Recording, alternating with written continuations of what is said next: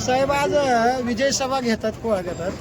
पंचायत समितीवर सत्ता स्थापन केलेली आहे. तुम्ही काय सांगताल, काय भावना आहेत? स्वर्गीय आबासाहेबांनी 50-60 वर्षे या तालुक्याचं आणि राजकीय आणि सामाजिक जीवन इथल्या तालुक्यातल्या गोरगरीब जनतेला सेवा देत असताना सन्मान्य दीपक आबा असतील, सन्मान्य आठवले ग्रुप असेल, त्यांनी या अगोदरही सेवा दिलेली आहे. भविष्यात सुद्धा हा विचार टिकवण्यासाठी, शाहू फुले आंबेडकरांचा विचार टिकवण्यासाठी सांगोला तालुका विकास आघाडीची निर्मिती झाली आणि त्या माध्यमातून आम्ही निवडणुकीला सामोरे गेलो. पंचायत समितीच्या 14 पैकी 9 जागा निवडून आल्या. या जिल्हा परिषदेमध्ये 3 जागा निवडून आल्या. अनपेक्षित काही निकाल लागले आणि हा आनंद विजय सभा असेल, आनंद साजरा करत असताना एका डोळ्यात जरी आनंद अश्रू असतील तरी दुसऱ्या डोळ्यामध्ये सन्माननीय यशदादांचं दुःख अश्रू आहे.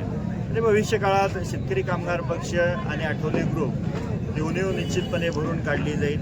आपल्या माध्यमातून या तालुक्यातल्या जनतेला आम्ही आव्हान करतो की जो विश्वास आमच्या या सांगोला तालुका विकास आघाडी आणि आठवले गटावरती टाकला, भविष्य काळामध्ये 5 वर्ष पंचायत समितीच्या माध्यमातून सेवा देत असताना शेतकरी कामगार कष्टकरी वंचित बहुजन वर्ग आणि त्याचबरोबर महिलांची सुरक्षितता असेल आणि महिलांचे प्रश्न असतील ते चांगल्या पद्धतीने सोडवले जातील.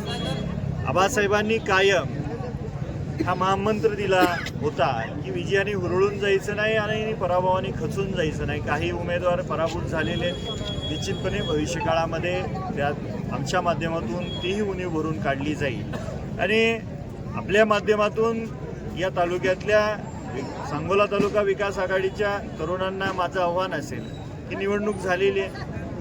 ज्या पद्धतीनं 50-60 वर्ष आबासाहेबांनी आणि 25-30 वर्ष आबासाहेबांसोबत सन्मान्य दीपक आबांनी राजकारण आणि समाजकारण केलं, निवडणुका संपल्यानंतर हे सगळं विसरून जायचं आणि भविष्य काळाचा एक यशाचा किरण आपल्याला मिळाल्यानंतर भविष्य काळामध्ये जनतेची सेवा करत असताना माणुसकी जपणं खूप गरजेचं आहे.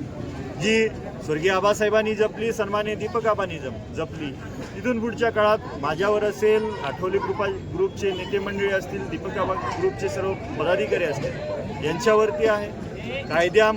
कायद्याच्या चौकटीत राहून संविधानाने दिलेले अधिकार आपण जगत असताना, त्या अधिकाराने जगत असताना गोरगरीब जनतेची सेवा करणं हा उद्देश समोर ठेवून या निवडणुका लढवल्या होत्या. चांगलं यश मिळालेलं आणि भविष्य काळामध्ये ती सेवा आमच्या माध्यमातून दिली जाईल हा विश्वास आपल्या माध्यमातून या तालुक्यातल्या जनतेला देतो. आपण सर्वजण मोठ्या पत्रकार मंडळी मोठ्या संख्येने या ठिकाणी उपस्थित राहिल्याबद्दल तुमचंही मनापासून अंतःकरणपूर्वक आभार मानतो. शेवटचा